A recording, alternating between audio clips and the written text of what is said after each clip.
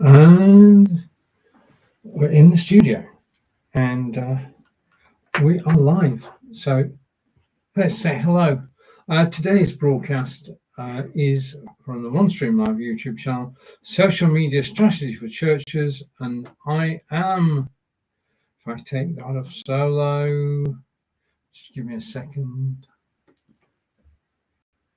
3, 2, 1.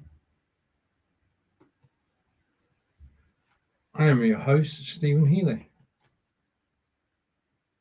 Welcome to the broadcast. This is Stephen, live from wonderful Wiltshire in England, and today's topic, a very special one to me, is social media strategy for churches. And what we're going to be looking at is how you as a church can use live video day to day.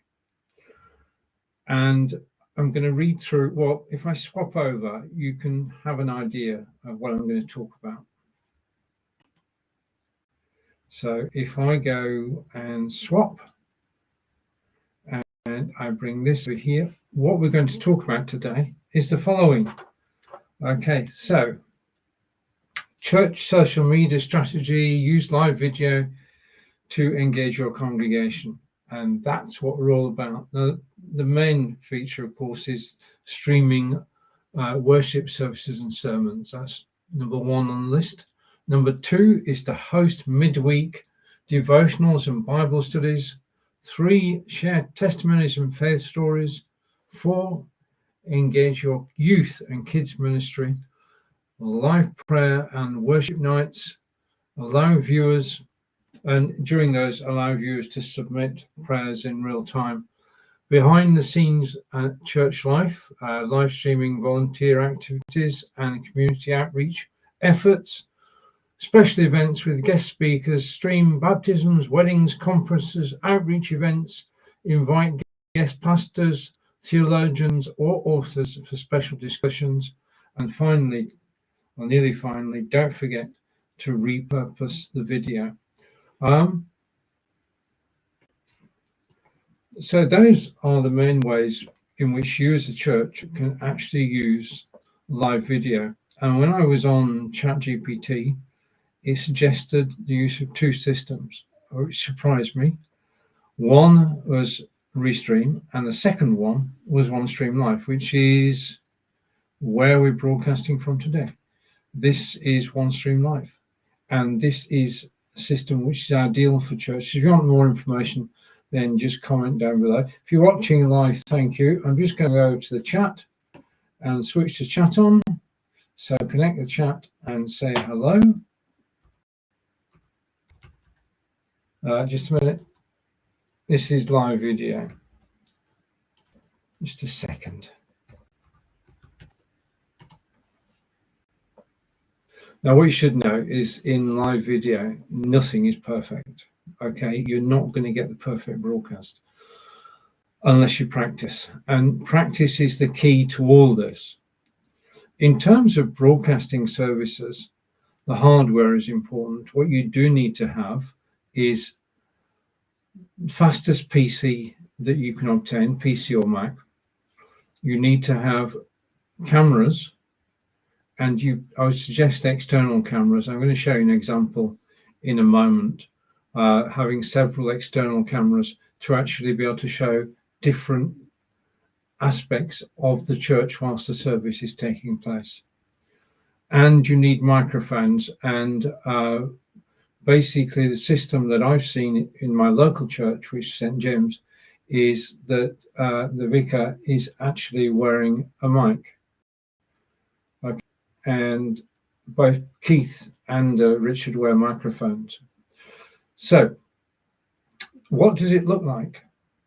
Well, basically, when you're broadcasting, you've got a choice of where you're broadcasting. If you've got a Facebook page, you can broadcast the Facebook page. Although Facebook will only keep the video for 4 weeks. If you broadcast to YouTube, YouTube will keep the video. And if you've got a particular passage in the service that you want to keep referring to, then you can do it. You know the video is going to stay on YouTube forever. Fingers crossed. Okay, so having looked at the agenda, the next thing I want to look at is the service itself. And If I add this to the stream and replace, and in a second it will come across, and I'll move it across. So this is broadcasting a live service on YouTube, as you can see, and Keith and Richard are there on the altar, and basically a camera is permanently pointed at the altar, and it records everything that it sees in front of it. It doesn't show any of the congregation, it just shows the altar. And that broadcast goes out, and basically when the service, well, the broadcast starts before the service starts, and then the service at 11 a.m. on Sunday,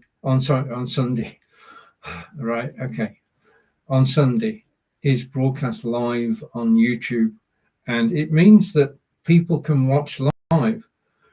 Unfortunately, not everybody can make it to the service in person. And that is why broadcasting the service out allows you to reach those people who are not able to get to church.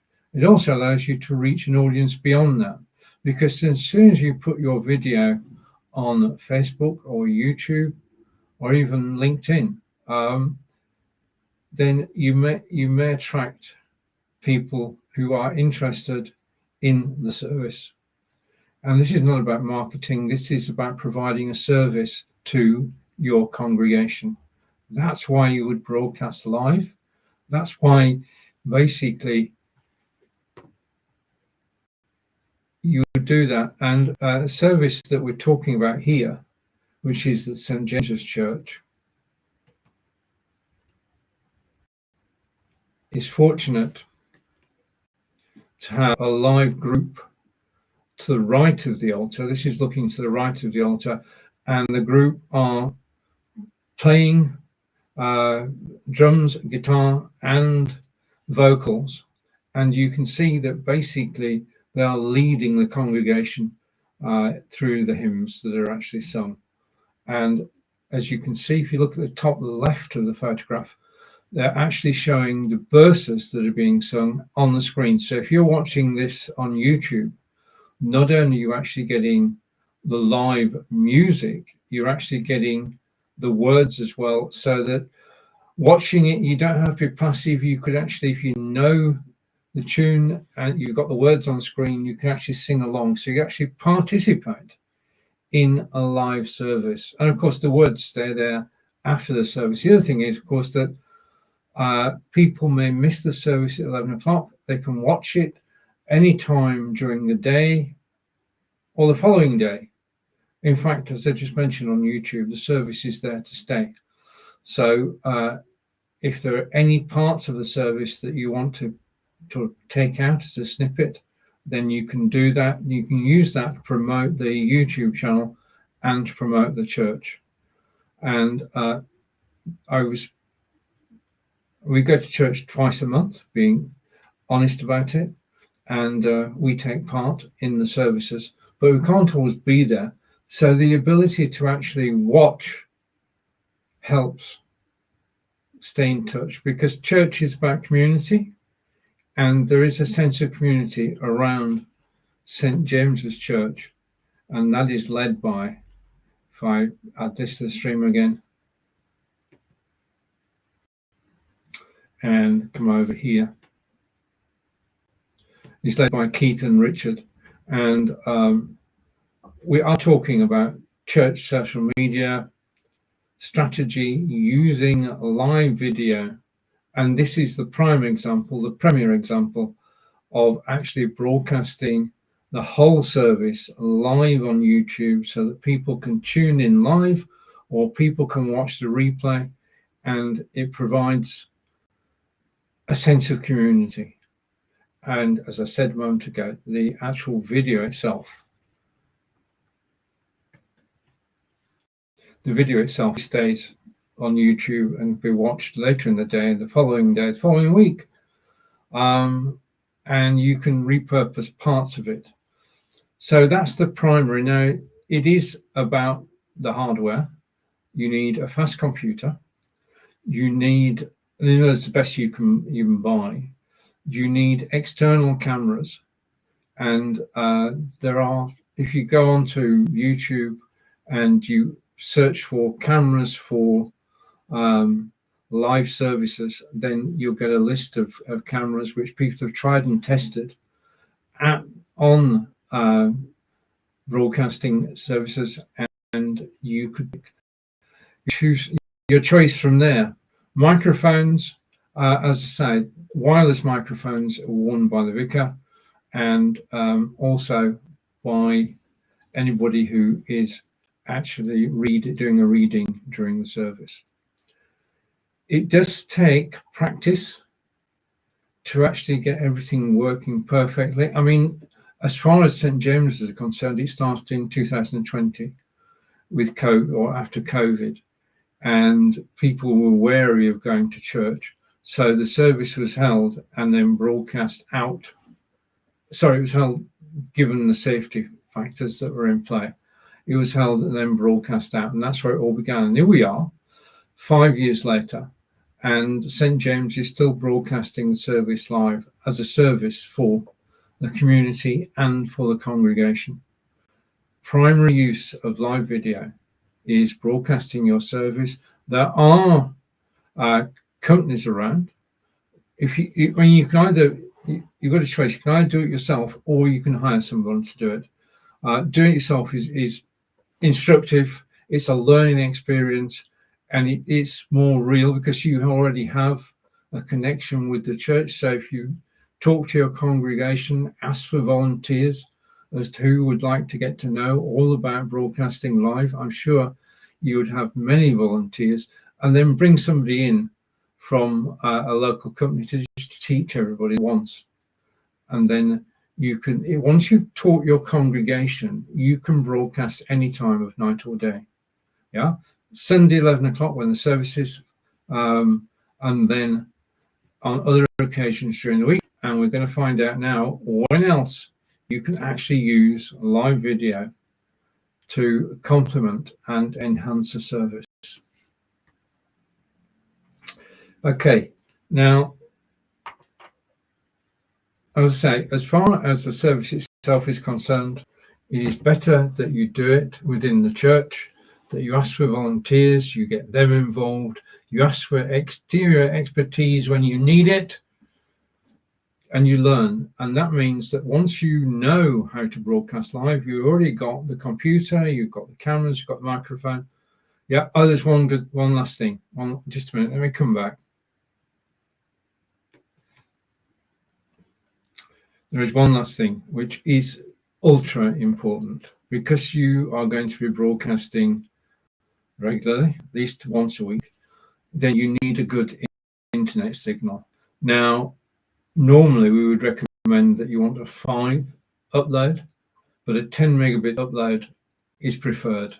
So you need, if you can, and you're in the UK, if you can get full fiber networking, then that's more than suitable for a live broadcast. I mean, we couldn't have done this in the days of dial-up modems. This could not have been done, but now with full fiber, we can broadcast perfectly, clearly. Yeah. As far as the resolution is concerned, it's up to you. 1080p, 720p, and again, it just depends on your connection to the internet. I just want to bring something on which you won't see. I'm in my OneStream Live studio, which means that I have got a teleprompter, and that teleprompter reminds me what I'm talking about. So in terms of stream worship services and sermons, then that's definitely a thing. It was basically, if you can, then do it, because you're reaching out to people who cannot make it to your live services. Once you've got all that sorted and you've got everything ready, then you can host midweek devotionals and Bible studies. Now, in relation to that, you need to have the consent of everybody taking part to be broadcast. Yeah. Unlike taking a photograph in the street, where you don't need to ask permission, Yeah, you can photograph anybody in the street because they're out in public and there are no rules about it. People, you can't photograph a policeman. I think I'm stand to be correct on that. But as a general rule, when you're live broadcasting, then what you want to do is you actually want to ask permission of everybody taking part. If one person says they don't want to be on camera, that can be arranged because you can switch their camera off and just hear their voice.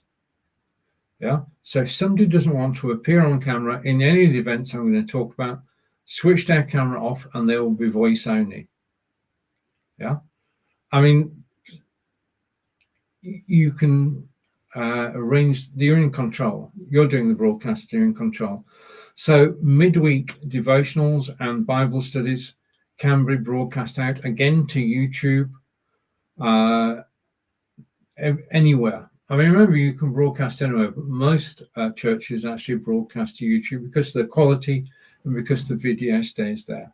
It used to be Facebook, but Facebook have changed the rules and your video would disappear after 4 weeks, which means do back up. Now, with today's systems, including OneStream Live, as recommended by ChatGPT,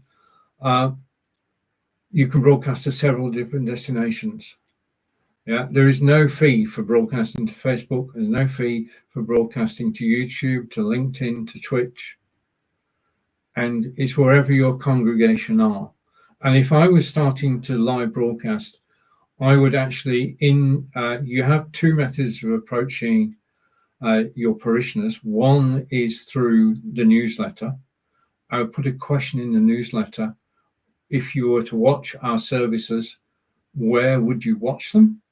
And give the choices of Facebook, yeah, and do an online poll, yeah, because anybody who's getting a newsletter is actually online and can take the poll, and you can then work out where the best networks are. Ask the congregation where the best networks are. Now, newsletters, printed newsletters, are sent out by many churches for those who don't have email, and a way of reaching those who don't have email. So you could ask in the newsletters as well, in the newsletters as well, in the magazines, in fact. That's what word I was looking for. Right, now, you can, on your YouTube channel, share testimonials from your congregation and their faith stories, their beliefs, and you can, much in the way that you have guests within the live service, you can have guests purely on video who can be recorded in their own home, and then it doesn't have to be live, it can be recorded, and then it can be played out on Facebook and YouTube. And the rule that I would have there is if somebody volunteers to be to give a faith study or a testimony, that they get a copy of the video as well. For their collection, because they may well want to show that video to friends and relatives. Adding a service here to your parishioners, to your congregation, and you're basically helping them with live video. And who knows, they may enjoy being live on video so much that they take it up as a hobby themselves. So sharing testimonies and faith stories. Okay, and then engage youth. Now, it's a fact that the youth of the congregation know more about video than we do. They are more likely to pick up their mobile phones and go live than we are. And that being the case, you don't have to educate them. You just have to invite them. If you, in your youth club, many churches have youth clubs attached. Within your youth centre, you have St. James Centre here where we are. You can ask the youth to get involved, and you can broadcast anything that they give permission for. So the youth and kids, if it's children, then you'd have to ask the parents' permission. But you could broadcast live group sessions from the community centre or from the church meeting room. And again, you're doing this. You already have a congregation. That congregation will grow naturally. But in terms of people knowing what's happening in your church, you can stream live services. You can host midweek devotionals and Bible studies. You can share testimonies and faith stories, and you can engage youth. As I say, everybody who's involved in the church, the youth will be the ones who are more likely to jump at it. You can, of course, broadcast live prayer sessions and worship nights, any occasions which you want to. Not only are you broadcasting live, you're actually documenting it. So if you've got events that you want to document and you want to broadcast live, then you can. The other thing you should be aware of is that with the software that we talked about earlier, which is Restream and OneStream Live, and OneStream Live has the record facility built in, and you don't have to broadcast live. You can record it, you can edit it, and then you can upload it to YouTube or to LinkedIn, wherever you want your videos to go.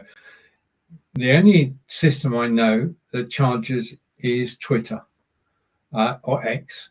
X charge. The rest are free to use. And once you've got the video, you can post it on any social media network that meets your criteria. You're in charge. You decide where to post it. You decide whether you need a password to see it. You're in charge of how it's viewed. If you want to broadcast to the church website, then you can use OneStream Live to do it. OneStream Live can broadcast directly to your church website. It can broadcast a live service to your church website. And it can record as well. Okay, so live prayers and worship nights. I'm just going to play this just a minute. And I'm going to stop in a second. Just give me a second. I just want to get this on screen. Right.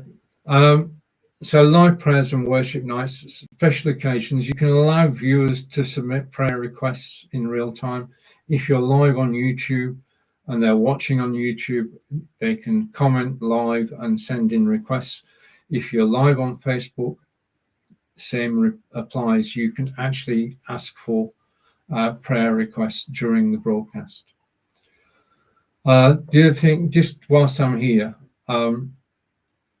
one of the things you do need to think of in advance is moderation. Basically, you're broadcasting live and you're on a live public site, and it's going to be unlikely it will happen. But once you're broadcasting the service live, do have somebody monitoring the actual feed on YouTube, Facebook, LinkedIn, so that any comments which shouldn't be there are removed straight away. You'll find that on YouTube you can actually set, I hate to say it, but you can set bots, and they will monitor the conversation on your behalf. And if a comment is made which is outside your criteria, then the comment will be automatically deleted. Do look at the two bots. I'll put the name of the bots in the video, below the video recording. You should actually have a bot working whilst you're broadcasting live to make sure that nothing untoward happens. Because remember, if you've got people viewing, so safety first. One of the things that intrigues a lot of people is behind the scenes video. And in order for a service to take place on a Sunday, a lot of work goes on in the background. Videos about preparation, videos about preparing for service, videos about every aspect of the operation of a church will be of interest and will be posted on your YouTube channel. So you can live stream volunteer activities. I mean, we did, if it had been live streamed, the vicars at St. James's arrange, on when the weather's reasonable, arrange events which take place outside church. And last week there was yoga taking place. A yoga class took place during the service. And in addition to that, a gardening class as well. Well, in fact, it was practically clearing the churchyard. Those events could have been, they weren't, but they could have been broadcast live. And we also did, I remember, we did a run around the green. Okay, whilst the service was on, we were actually running circuits around the green, and at the end of every lap, you read a prayer. You did another lap, you read another prayer. That sort of event does put itself over to actually being broadcast live. Not that it was, okay, but there were photographs. Special events, guest speakers, you can, just let me play this again. Okay, I'm going to let you in a secret. I've got a teleprompter beside me, and I'm just checking the teleprompter. I'm going to hide it now. I'm going to go away from the teleprompter. Okay, so you could have special guests and speakers, and you can stream baptisms, weddings, conferences, outreach events, which would be of interest to the congregation. Because the congregation cannot be at every event a church runs. Simple as that. So you can video, live video or recorded video, all of the events that take place around the church. And not to forget, this is key. You want to be able to repurpose everything. Yeah. If you want to take parts of the service, you can edit it and you can replay parts of that on social media everywhere with a link back to your website, to your YouTube. I mean, you can actually invite people to join you live at 11 a.m. on Sunday. Marketing a church, it's just a good idea. I'm going to say that. Okay, so it all begins